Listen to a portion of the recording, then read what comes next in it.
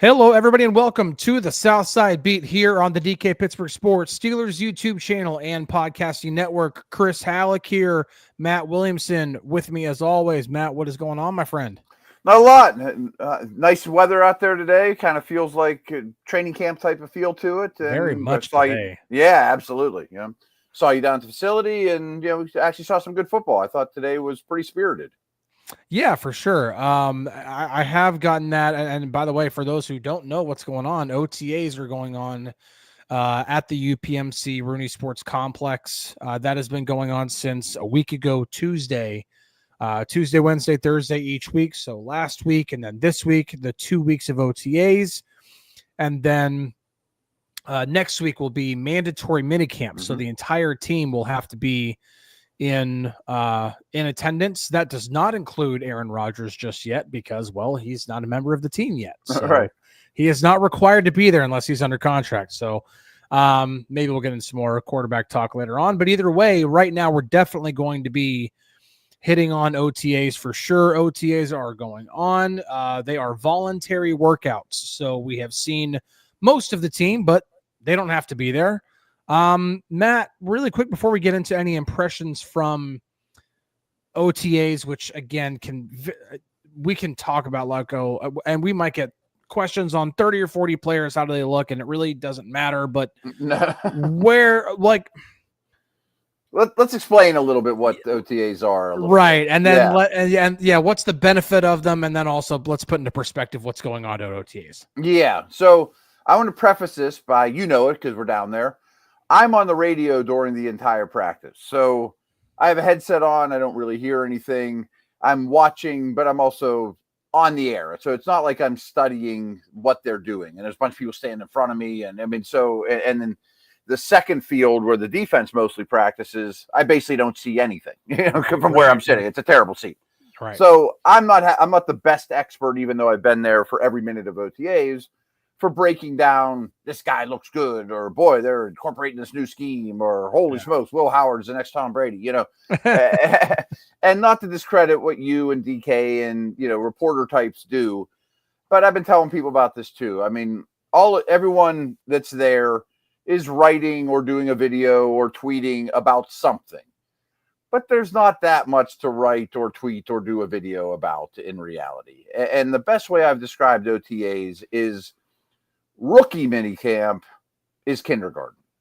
I mean, it's real preliminary. Now, we want all these guys to have master's degrees, not in psychology or business, but in left tackle and strong safety by the time season opens.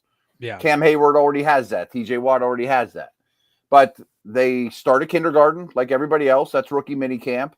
And I would say where we're at now with one OTA to go, maybe we're in third grade, like you're spelling and you're not peeing in your seat, you know where the cafeteria is, right. You understand the tempo of practice and what's expected of you and what meetings are like and who your position coach is and how he treats you. And boy, this Cam Hayward guy sitting next to me knows a thing or two. And then next week it ramps up a little bit. I mean, maybe you're in fifth or sixth grade next year or next week because TJ Watt shows up, Metcalf shows up, and not to pull back the curtain too much, but I thought today, well, I even said this last week, Thursday was better than Tuesday for me. It was faster. It was more footballish. I thought today was the best one yet. The team drills today were kind of like watching a football game, so they are ramping things up a little bit, and then they disappear and they get to training camp, and you hope you're seventh or eighth grade when training camp opens, and you hope you have a graduate degree when it ends, give or take. I get what you're saying. I to use the school metaphor, just because of what happens at rookie minicamp. From my understanding, the playbook gets installed 3 times throughout the entire process. And the first, I didn't know that. Okay. The first one is, and now Dan Orlovsky first put that out there, and being a former player, I'm going to take his word for it. But then I also started asking other players, and they kind of confirmed the same thing. So rookie minicamp is the first install, mandatory minicamp is the second install, and then training camp is the third install.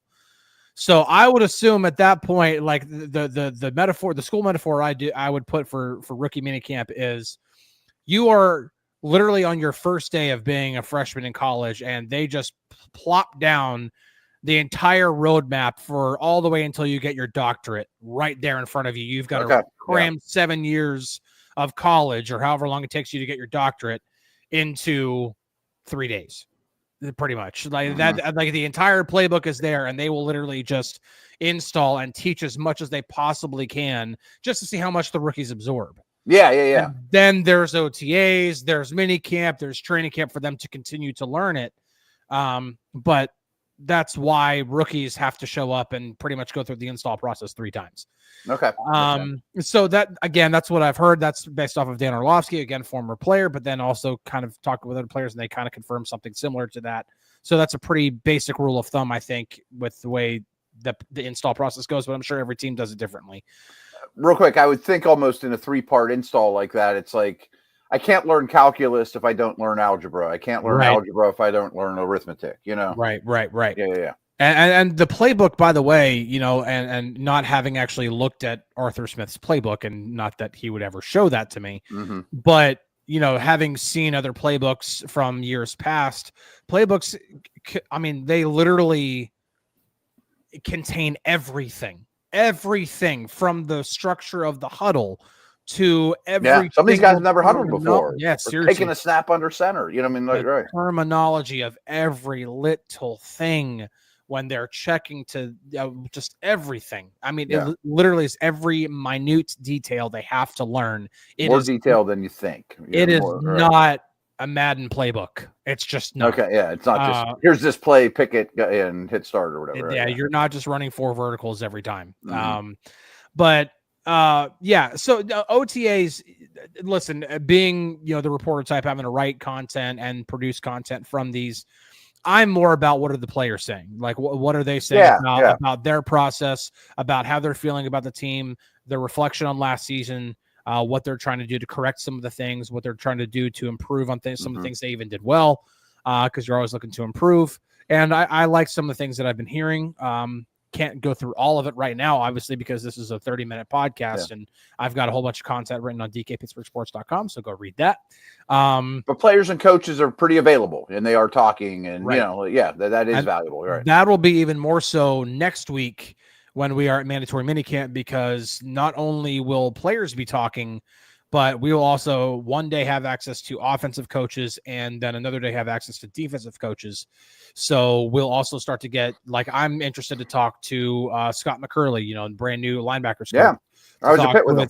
Yeah, right. And then to talk to Gerald Alexander, who was formerly with the Steelers, but then went to the Raiders for a job, and now he's back actually coaching the defensive backs, not just as an assistant. So I'm curious, like, for those type of talks with the coaches, and then obviously with the coordinators too. You know, how's Arthur Smith taking in what's going on at OTAs, and how's Terry Lawson taking what's going on there. So it is interesting. There's a lot of stuff being done, but in terms you're going to get a lot of stuff. Like there's been a crazy Pollock. He just said, anybody seen Logan Lee? Yes, he's out there. And you're going to start to see, like, lots of questions on how does Will Howard look? How does so-and-so look? That's a tough one to answer, guys. Yeah. It's just of course, football in shorts at the end of the day.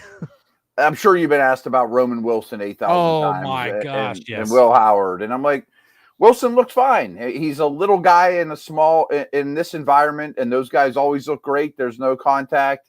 I like the way he moves. He's spry. He's energetic. He's very quick. He's got speed, but that doesn't mean he's good. Right. I love just based off of sheer movement. I love the way Max Hurleman looks. He is so quick going in and out of his breaks. He just moves so well. But does that mean he's going to work as a wide receiver in the NFL? Man, there's a lot of hurdles to get over before that. You can't just base, he looks really crisp running a route against nobody. Against nobody. That's what I'm saying. So, like, and Swan there asked, respectfully, have any undrafted free agents made an impression? Like, That would be up your alley because I really can't focus on anybody from where I sit. But even then, what are they doing? We're talking about exactly like Hurleman, they're not defeating blocks. They're not blocking anybody. Yeah, especially on the offensive line, defensive line. So, but what's more important to me about like those positions is how are you guys, gelling together? How is the camaraderie? How is the chemistry? How are you guys working on communication? So you guys have a game plan before you start to put together the game plan for the game plan. You know what I'm saying? Yeah. Like even from where I sit though, to my right, I can kind of watch the O linemen and I'm focusing on the starters going, man, there's some good athletes out there. You know what I mean? They're quick out of their stance. They're really fluid. Those guys in space is different than Roman Wilson in space. You know what I mean? Like, okay, I mean, that's a good start. That doesn't mean you can block Myles Garrett, but that's a good start, Right. All right. Well, we're going to take a quick break. We'll jump back into the OTA talk for sure. But then also, some news that we need to talk about, some potential additions to the roster that haven't happened just yet. They may or may not happen. No, we're not talking about Aaron Rodgers. So we'll get right into that when we come back right after this. At DK Pittsburgh Sports, we take pride in coverage that connects our city's fans to their favorite teams. Now, that connection's stronger than ever. Introducing our all-new state-of-the-art app. Find expert inside reporting and original podcasts. Check live box scores. Track the latest stats. Chat it up with our community of thousands of fans, all in one place. The new app from DK Pittsburgh Sports. Coverage that connects. Hello, everybody. Welcome back to the Southside Beat here on the DK Pittsburgh Sports Steelers YouTube channel, podcasting network. Chris Halicke, Matt Williamson here. Actually, before we get back into OTAs talk, I do want to hit on a couple of the kind of news-ish stuff. The first one, let's make sure we get to that. Yeah, the Donald Parham, sustaining an Achilles tear. Went down in a heap during practice. I can't go into any further detail other than that, and that's what Denny asks. What happened to Parham? Was it a drill? I'm going to say he went down in a heap, like a lot of guys do when they tear their Achilles. He's out for the year. There's a bottle. Is all you need to know, right? But he was there at OTAs again today, but he was off to the side in a walking boot on his right foot, and had to have pressures to get around. Yeah, so it's not good. He's out for the year. Yeah. So now there are real quick. I don't think you and I've had a Parham conversation, which I mean, he's not exactly the biggest star on the team, right? No, but he was going to be involved for sure. I think he would have made the team. I don't think it's a guarantee, but I thought he was probably the third tight end and has some unique traits. Obviously, he's 6'8", 6'9". Right. Built like a center. He was kind of an interesting, definitely a change up from like the third tight end last year being Michael Pruitt. I said the same thing in a podcast today. Definitely a good change up there. Maybe not as good of a blocker as he's really high cut and not very strong, right? Right, but definitely a better receiving option than Pruitt. Sure. Red zone, Oh yeah, that's exactly what I was thinking. Like, man, you could put 12 personnel out there, put Darnell Washington and Parham and like. put them on some smaller guys and like, man, just throw skyscrapers, just throw it up. But side note, I mentioned this on my podcast I just recorded on DK here is I find it interesting that tight end room, the 2 years that Arthur Smith has been involved, one doesn't look like the other at all. Like there's been four very different body types and style of tight ends both years. It's not like he's a direct replacement for Freiermuth. I mean, Hayward and Washington don't even look like they play the same sport, let alone the same position. Well, and Hayward, I think that's why he has that /FB at the end of his position on the roster, because they do use him in that H-back formation position every now and then, and that kind of leads to the reports about Jonnu Smith, the Steelers being tied to Jonnu Smith. And I do want to jump out in front of that because I'm not going to sit in here and get into slandering or anything like that. It's not what I'm about. When the report came out last Friday, I think it was, about the Steelers being interested in Jonnu Smith because he wants a new contract. And so he then pretty much is, requesting a trade, blah, blah, blah, or just whatever. Like he wants a new contract, doesn't care if it's with the Dolphins or another team. Miami's very cash strapped and has the most dead money in the league. Like their books are bad. Right. But I texted a couple of different sources, and one of them being probably my most reliable source. And that's the one that got back to me almost immediately and literally just said, that's the agent. Yeah, I heard a lot of that too. This is just linking him to Arthur Smith, and Steelers could use a pass catcher, blah, blah, blah. You know, and that, I mean, literally, like that's all and that's what I went to, you know, I put it on in our Steelers feed. I said, you know, like, listen, this is a ploy to get his agent a new contract, or for the agent to get his player a new contract, and nothing more. Tying him to the Steelers is just whatever at this point. It doesn't matter. It doesn't mean his name was never brought up, but it doesn't mean that Omar Khan never made a phone call to the Dolphins being like, hey, are you guys interested? Or that's hey, his job. Yeah, I mean but that doesn't mean that, hey, the Steelers are knocking on the door to get Jonnu Smith. Right. That being said, the gigantic variable that could change that is Donald Parham going down with an Achilles tear, because now they have an extra spot in that tight end room if they want to add one, because they had 4. And as you know, they need 3. I mean, they need 3. Yeah, consistent contributors, let alone an injury. You know, so and if they do kind of consider Connor Hayward to kind of be more of a fullback / H-back, whatever type, more than an actual full-blown tight end, they do need another tight end. And I don't know that he's 100% guaranteed a roster spot. I mean, his special team contributions are strong, but yeah. I mean, maybe I forget the dude's name, but the H-back fullback they signed undrafted could be more valuable than Hayward. You know, like right. Yeah, I can't remember his name either. I don't have my roster in front of me. Jones was his last name. Yeah, but I mean, the thing about the Jonnu Smith situation to me is you mentioned it, that they like to have tight ends that are not 2 of the same. Yeah. And Jonnu Smith and Pat Frymuth are way too similar, in my opinion. I mostly agree. Yeah, I actually think Smith is more athletic. I've always been a Jonnu fan. I think he's one of the more underrated guys in the league. Right. Like I went out on a limb last year in the fantasy world. I drafted him everywhere and told him all kinds of things. And he really paid off. Oh yeah, he did. Great year. Yeah. Oh yeah, he did. So similar, but I don't think they're carbon copies. Right.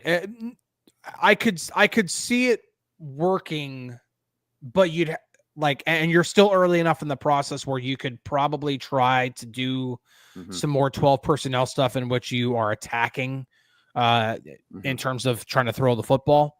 Especially when you throw the ball in the middle of the field a little bit more. And he has a and little more of a vertical element. And you're going to have a quarterback who's going to be able to throw to the middle of the field, whether it's Aaron Rodgers or Mason Rudolph. So we've talked about that here. We'll continue to hammer that home in case people forget. But Thomas Jones was the last name, hyphenated. Yeah. And so I'd way more, if you're going to go that route, if you're going to go the more receiving end-ish type tight end, I'd rather see what the Falcons have in are willing to take in Kyle Pitts. I was going to bring that name up too. Again, massive Arthur Smith connection. Oh my gosh. Of course. Has had a weird career. Yeah. But was the 3rd or 4th pick in the draft for a reason. Like, one of the things that's hurt Pitts is coming out of college was, man, no linebacker can run with him and no defensive back has his size. But they found out that corners can cover him, though. You know what I mean? Like, he's not dynamic enough, and he's not as much of a movable chess piece as you think. But his flashes have been really good, and when he's healthy, they're really good. I think he could be had. Both these guys are coming up on a contract year. I think both could get moved. Yeah, for sure. I probably prefer Pitts too. Oh my gosh! I mean, when you're talking about just upside in general, I mean, right. Yeah, that's what I'm saying. Like, if you're going to go for sheer upside, you might as well just see. Like, if you've got to trade, a 5th round pick to get Jonnu Smith, you might as well just see what the Falcons would take a 4th for Kyle Pitts. Yeah, I think that's a good way. I'd rather trade a 4th to get Kyle Pitts than a 5th to get Jonnu Smith. And Chris, I say this all the time, and there's a lot of data that backs it up. That Some people are probably like, man, Kyle Pitts is a bust. Well, maybe he's never going to be worth the third pick in the draft. I mean, but that doesn't mean he's a bust. And what I say by the data backs it up is tight ends hit their peak around 27 years old. Wide receivers much younger. Running backs are much younger. I mean, it's not like Travis Kelce came into the league and immediately started just completely tearing things up. Right. Ertz, all these guys. Yeah. And side note, Freiermuth's 26. Like his book's not even written yet. I mean, like they usually, once they hit their stride, they fade away slow, but it takes them a while. They're a slow burn. Yeah, I'm actually going to pull up Kyle Pitts' numbers now just because I want to see them, to be completely honest. I mean, his rookie year was ridiculous. He didn't score any touchdowns. Right. 2021 first year under Arthur Smith, 68 catches, 1,026 yards, 1 touchdown. Yeah, they were talking about like he's Brock Bowers. Right. At that point. Yeah. Past couple of years, it's been definitely more modest, 667, 602 in terms of receiving yards. But yeah, that first year was definitely a little ridiculous, but you pull up his combine numbers or his stat. I mean, you understand why he was a high pick. There's some freaky stuff there. Now, and I don't think he'll be a Falcon next year, no matter what. Denny does bring this up. He says, get Pitts, make him WR2 lined up as TE3. Now, okay, I do want to bring this up. It's easier said than done, but I get it. It's a lot easier said than done, but listen, okay. So whenever we talk about we've had a previous, I think the last episode we did actually was when we were talking about Arthur Smith wanting to run his offense and being able to run his offense this year. Mm-hmm. When I think of the prototypical best case scenario Arthur Smith offense, I think of the 2020 Titans. Okay. Now, the 2020 Titans obviously had Derrick Henry. You don't have Derrick Henry. So what you can do at that point is you can have running back by committee, and you can definitely take a Detroit Lions approach to it, in which you have your own version of Jahmyr Gibbs and David Montgomery and Jalen Warren and Caleb Johnson. Not saying that those two are like that, but hey, it was only a couple of years ago that it was literally 2 teams that had 2 running backs that each had over 1,000 yards from scrimmage, and it was the Lions and the Steelers. So it's absolutely possible. It's nice to have Derrick Henry, though. It is very, very nice to have Derrick Henry. Right. But then when you look at the targets in the passing game, okay, A.J. Brown gets talked a lot. That was the number 1 guy.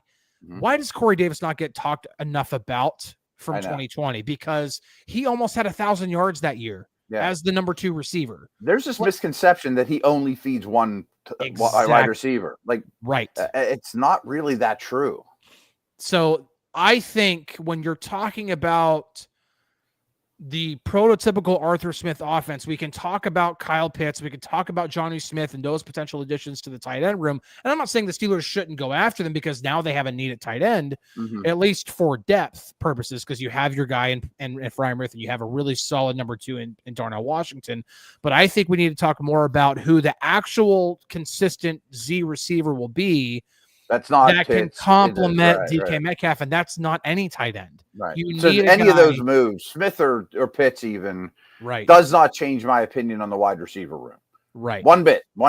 But I also think there is logic to give me more pass catchers, period. And I'm not done at wide receiver. Like, real quick, I mean, with Metcalf not there, and when I watch wide receiver drills yesterday, it's like those are close to you. You can see those. Right. It's like you're not winning many games with the dudes that are on the grass today. You know what I mean? I do think I actually I'm pretty high on Calvin Austin. I am too, but I mean the guys that are out there practicing, that would not be a good NFL receiving room. Right. And so and that brings to the other piece of news before we definitely get out of here. Really quick, just to put this to bed. Mel asks, didn't Atlanta complain they didn't use Pitts enough when Arthur Smith was there? It was fantasy football owners. Yeah, but it's very fantasy driven. It is very fantasy driven, but fantasy football owners were the ones who were pissed because they drafted Kyle Pitts to be the next Travis Kelce or Rob Gronkowski in terms of fantasy production. And Arthur Smith likes to rotate tight ends and Jonnu Smith's good. Right. I mean, Jonnu ate into it, I mean, he was a good player. Right. Another Smith guy, Yeah. So the other piece of news, the Steelers are hosting or have hosted, I don't know if it was today or if it's tomorrow, but either way, Gabe Davis either is coming or came for a free agent visit. I think he was there today or was supposed to be. I didn't see him, but he was supposed to be there. I thought he was, from what I remember, I thought he was traveling to Pittsburgh today and the meeting is actually tomorrow, but I could be wrong on that one. I don't know that one for sure. But Gabe Davis is a little interesting because, number one, he's free agent now. He was cut from the Jaguars after they massively overpaid the 3-year, $39 million contract. It did not work out. As they often do. Right. Gabe Davis, and Jay Moods here watching live says Gabe Davis barely moves the needle for me. Well, let's get into some of the reasons why. He does move the needle. It doesn't move it to the red. You're not going 100 miles an hour, but he moves the needle. The one thing that Gabe Davis would do for sure is it would force defenses to play in more too high looks. Yes. Because not for the Pickens level, but but at least gives you a facsimile of. Right, because then you have DK Metcalf on one side, who we all know is a major threat downfield.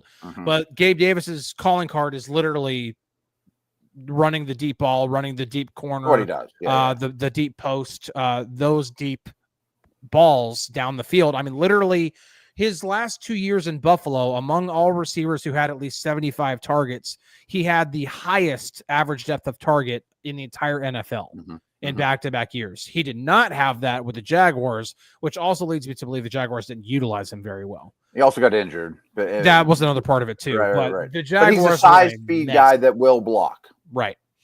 And so that is interesting because if he's a good blocking receiver, if he can help threaten deep, that forces defenses to take an extra guy out of the box, which then makes it easier to run the football. And so it's interesting to me. Because he doesn't cost you a draft pick. Exactly. That part is lovely. You sure could have used him last year. My gosh. You know what I mean? Like, again, that's a low bar to get over. But, I was going to say, if Gabe Davis steps in as your de facto number one when George Pickens goes down instead of Van Jefferson, it's better. It's not great, but it's better. It's better, right? So how would you feel? Yeah, go ahead. I would just say, how would you feel if the Steelers receiver room in week 1 was completely healthy? It's DK Metcalf, Gabe Davis, Calvin Austin, Roman Wilson, and Ben Skoranek. I'd feel better than I do now. Okay. And I would be closer to accepting it. But I would still have an eye open for the guy that's having a contract dispute or trade deadline. The team that has one too many receivers that starts 0-3. Like, that's what I said in my podcast about Davis too. It's like, first off, he has visited the Giants and one other team. They haven't signed him. He's coming off an injury. It makes me wonder if he's medically ready. That's the big part of it. Yeah, so maybe he comes in today or tomorrow and they're like, we can't do it. Maybe get back to us a month. But he doesn't cost you a pick. He would make the team. He's better than some of the guys they have. I don't dislike his role. He's never been high on my list. I sort of laughed at the Jags when they signed him into the contract they did. I was like, what are you doing on that one? That was definitely way too much. Yeah, you could see this coming a mile away. Yeah. And I would hope if you would sign him, even if you signed him and traded for Jonnu Smith, I'd still like one more wide receiver. Right. Exactly. But then the room gets full and you can't all make the team. And I understand that part too, Well, and the thing with Ben Skoranek that we need to remember is that he is, he's making the team. I was going to say, he's making the team. He's signed to a 2-year contract. Like, right. You got a signing bonus. He's one of the best special teamers. He's valuable. So your receivers that are definitely going to be on the team. We didn't even mention Robert Woods. Like, I don't know that he definitely is. That's what I'm saying. Like, because receivers who are definitely on the team, 100%. DK Metcalf, Calvin Austin, Roman Wilson, Ben Skoranek. That's full. Yeah. And at most they're keeping 6. At most. Now it's hard to keep 4 tight ends and 6 receivers. They would keep 6. They have before. Oh yeah. But I'm not sure if they have whenever they have kept 4 tight ends. Smith's going to keep 4 tight ends. Yeah. Well, I would count Connor Hayward as like a TE/FB, but you still have to put him in the tight end room. So yeah. And Hayward and Skoranek are core special teamers. Right. Now, you can figure that stuff out in camp, and somebody might get hurt, or someone got a hangnail and we're going to put him on and that's IR. why, because in case Roman Wilson goes down with another injury, you've got Robert Woods' insurance, and so you have Scotty Miller there too. You've got a number of different guys. That's why you have a whole, like, you're going to look at the receiver room in training camp. You're going to be like, man, there's like 9 guys here who could possibly make the roster. Well, that's exactly what NFL teams do. They bring in 9 guys who are legitimately options for the roster. They bring that down to 5 or 6. Yeah. Maybe one turns into a 7th round pick, So maybe. I do think, and to kind of wrap this up, I do think in terms of options, now that you're past June 1, because now teams save a lot more, and I'm thinking more of the Saints about this, particularly with Chris Olave. But I still think, and June 1 doesn't really factor as much into this, is I still think the Packers and Texans are interesting teams to call about receivers. Yeah, I agree. Primarily looking at Romeo Doubs from the Packers or Christian Kirk from the Texans. I think they would be better fits for what the Steelers want to do on offense. I personally like Doubs more than Kirk. You might like Kirk more than Doubs. I don't know. But same tier. Yeah. But I do think I think that the offense is in a better, the receiver room is in a better position, but it's also going to cost you a draft pick. Not a high one, but you got a bunch of them, and I do expect some draft pick to leave between now and the next draft, if not more. And what I want to avoid, though, is Davis, Woods, Van Jefferson might all be in kind of the same tier. It's some a little better than others, and I don't want just 2 Van Jeffersons instead of 1. You know what I mean? Like, that's not quite good enough. And the one thing that I do want to bring up here, because there are going to be some people that are going to be skeptical no matter who they add. That's Bied says, or asks, how many teams have a legitimate number 1 as their number 2? The Bengals, and like, that's pretty much like the point is that, listen, the majority of teams have have one legitimate number 1. And then it's a whole bunch of guys who can support. You could have a really solid number 2. You're not going to have another guy who's going to be George Pickens. Like, you're going to have, it would have been really cool to see what they were going to do. That was really exciting, but I think he had to go. He did have to go, regardless of what happens in Dallas. It was very, very clear that they were just over it, and so they didn't want to have to deal with it anymore. So we'll see what happens. Since he's not the only team, Philly, the Eagles, Tampa. There's a lot of teams out there with 2 pretty big time guys that they trot out there every snap. There are. And most teams have a better second wide receiver than what the Steelers have right now. Correct. Almost every team does, Right. But I do feel a lot better about the Steelers receiver room if Romeo Doubs is there too, and Calvin Austin. I can live with that. Yeah, I can live with that. Because I do think Calvin Austin is going to be in a situation in which he is maybe like the Z, like 40% of the time, like for his personal snaps, like the Z 40% of the time, and in the slot 60% of the time, something like that.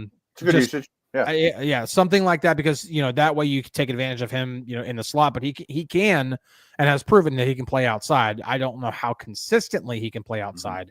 But he can, and he can win out there. And everything you get from Roman's a bonus at that point. And, there's a trickle-down effect, Right. Meanwhile, the Cowboys, obviously, since they're the ones who traded for George Pickens, they are one of the few teams that have 2 number 1s in CeeDee Lamb and George Pickens. But, the Steelers are definitely, again, they don't need necessarily, we talk about the prototypical Arthur Smith offense. I would have never considered Corey Davis to be a legitimate number 1, but he was a very, very solid number 2 to AJ Brown in Tennessee. And I think if the Steelers can get that guy, whether it's Doubs or Kirk or Davis, whoever it is, they need to have a guy who can be another threat in a number of ways. That's a little bit of the reason why I'm a little skeptical of Davis, because he's kind of like a one-trick pony. Yeah. in an ideal world, if you're building wide receiver room, he's a 3 or 4. Right. I would say 3. Yeah, just because of because he is a very, very good deep ball guy. Yeah, it'd be pretty rich as a 4. But yeah, right. Oh yeah, you'd have a load of room. Yeah, but he was definitely more productive with the Bills when Stephon Diggs was on the other side. Oh yeah. At best, he's Robin. He's not Batman. Ever. But he's but he does have a role that threatens defenses. And that would be what he would be, you know, and because the Steelers do have DK Metcalf, they have that number one guy, and they wouldn't be asking Gabe Davis to be anything more than what he was in Buffalo. Yeah. So. If they sign him tomorrow, I'd be like, I feel better about the room than I did. You know, Right. I mean, that doesn't mean I'm done, but okay. Right. But again, I can go to opening day with that room and not lose sleep and see where we go from there. Right, exactly. All righty. Well, we will wrap this up. We'll be back next week. Next week will be mandatory minicamp. All players have to be there who are on the roster. So if Aaron Rodgers is not under contract, he doesn't have to be there. But you'll see DK Metcalf and Slay. DK Metcalf, TJ Watt, Darius Slay. Slay's only been there for one OTA so far. Metcalf has not shown up. TJ Watt has not shown up. It's all voluntary stuff, so don't look too far into it. That's the reason why we didn't even talk about it today, like pretty much because it really doesn't matter who's there. Even Cam Hayward poured all kinds of water on it first day. He's like, dude, I didn't show up to OTAs at all last year, and I didn't need it. I remember, yeah. So, the best year, right. So, we'll be back next week. We'll talk mandatory minicamp, who's there, why it matters. It'll feel a little bit more like football right before the long break during the summer. So. All righty. Catch you guys later. Catch you on the flippity flip. We'll see you later.